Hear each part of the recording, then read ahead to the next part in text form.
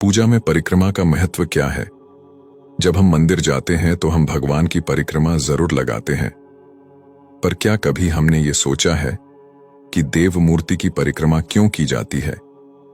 शास्त्रों में लिखा है, जिस स्थान पर मूर्ति की प्राण प्रतिष्ठा हुई हो, उसके मध्य बिंदु से लेकर कुछ दूरी तक दिव्य प्रभा अथवा प्रभाव रहता है। यह निकट होने पर अधिक गहरा और दूर दूर होने पर घटता जाता है। इसलिए प्रतिमा के निकट परिक्रमा करने से दैवीय शक्ति के ज्योतिर्मंडल से निकलने वाले तेज की सहज ही प्राप्ति हो जाती है। कैसे करें परिक्रमा देव मूर्ति की? परिक्रमा सदैव दाएं हाथ की ओर से करनी चाहिए, क्योंकि दैवीय शक्ति की आभामंडल की गति दक्षिणावर्ती होती है। बाएं हाथ की ओर से परिक्रमा करने पर दैवीय शक्ति के ज्योतिर्मंडल की गति और हमारे अंदर विद्यमान दिव्य परमाणुओं में टकराव पैदा होता है, जिससे हमारा तेज नष्ट हो जाता है। जाने अनजाने की गई उल्टी परिक्रमा का दुष्परिणाम भुगतना पड़ता है। किस देव की कितनी परिक्रमा करनी चाहिए? वैसे तो सामान्यतः सभी देवी देवताओं की एक ही परिक्रमा की जाती है, परंतु शास्त्रों के अनुसार अलग अलग देवी देवताओं के लिए परिक्रमा की अलग संख्या निर्धारित की गई है। इस संबंध में धर्मशास्त्रों में कहा गया है कि भगवान की परिक्रमा करने से अक्षय पुण्य की प्राप्ति होती है और इससे हमारे पाप नष्ट होते हैं। सभी देवताओं की परिक्रमा के संबंध में अलग अलग नियम बताए गए हैं। 1. महिलाओं द्वारा वटवृक्ष की परिक्रमा करना सौभाग्य का सूचक है। 2. शिवजी की आधी परिक्रमा की जाती है। शिवजी की परिक्रमा करने से बुरे ख्यालात और अनर्गल स्वप्नों का खात्मा होता है। भगवान शिव की परिक्रमा करते समय अभिषेक की धार को न लांगे। 3. देवी मां की एक परिक्रमा की जानी चाहिए। 4. श्री गणेश जी और हनुमान जी की 3 परिक्रमा करने का विधान है। गणेश जी की परिक्रमा करने से अपनी सोची हुई कई अतृप्त कामनाओं की तृप्ति होती है।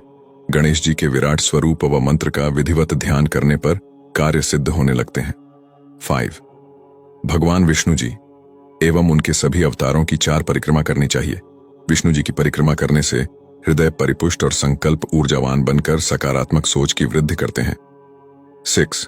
सूर्य मंदिर की 7 परिक्रमा करने से मन पवित्र और आनंद से भर उठता है तथा बुरे और कड़वे विचारों का विनाश होकर श्रेष्ठ विचार पोषित होते हैं। हमें भास्कराय मंत्र का भी उच्चारण करना चाहिए, जो कई रोगों का नाशक है। जैसे सूर्य को अर्घ्य देकर एयुएम भास्कराय नमः का जाप करना।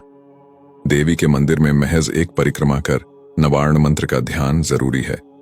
इससे संजोए गए संकल्प और लक्ष्य सकारात्मक रूप लेते हैं। परिक्रमा के संबंध में नियम क्या क्या ध्यान रखने की आवश्यकता होती है? और परिक्रमा शुरू करने के पश्चात बीच में रुकना नहीं चाहिए। साथ ही परिक्रमा वहीं खत्म करें जहां से शुरू की गई थी। ध्यान रखें कि परिक्रमा बीच में रोकने से वह पूर्ण नहीं मानी जाती। 2. परिक्रमा के दौरान किसी से बातचीत कतई न करें। जिस देवता की परिक्रमा कर रहे हैं उनका ही ध्यान करें। 3. उलटी अर्थात बाएं हाथ की तरफ परिक्रमा नहीं करनी चाहिए। इस प्रकार देवी देवताओं की परिक्रमा विधिवत करने से जीवन में हो रही उथल पुथल व समस्याओं का समाधान सहज ही हो जाता है। इस प्रकार सही परिक्रमा करने से पूर्ण लाभ होता है।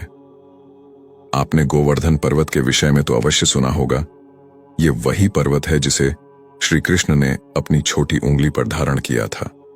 जब कृष्ण ने गोकुल वासियों से इंद्र की पूजा करने को मना कर दिया और गोवर्धन की पूजा करने को कहा, तो इंद्र ने क्रोधित होकर लगातार 7 दिन तक बारिश की, जिससे गांव के गांव जलमग्न हो गए।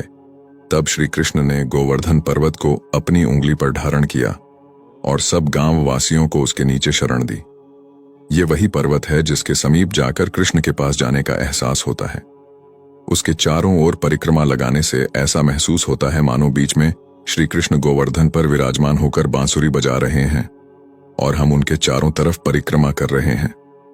उस पर्वत के हिस्से को छूने से, जल चढ़ाने से झुरझुरी सी होती है। पर्वत के चारों ओर तो बाड़ लगी है, पर कहीं कहीं खुला स्थान मिल जाता है नजदीक जाने के लिए। यह परिक्रमा सप्तकोसी की परिक्रमा कहलाती है, जिसमें 2 बार अलग अलग रास्तों से गोवर्धन की परिक्रमा की जाती है। सप्तकोसी 7 कोस अर्थात 21 किलोमीटर।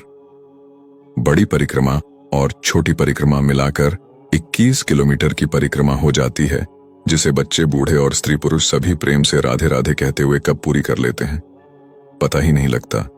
बहुत लोग नंगे पैर परिक्रमा करते हैं तो बहुत से जूते चप्पल पहनकर भी कर लेते हैं। काफी लोग जो पैदल चलने में असमर्थ हैं वे रिक्शा पर बैठकर परिक्रमा पूरी कर लेते हैं।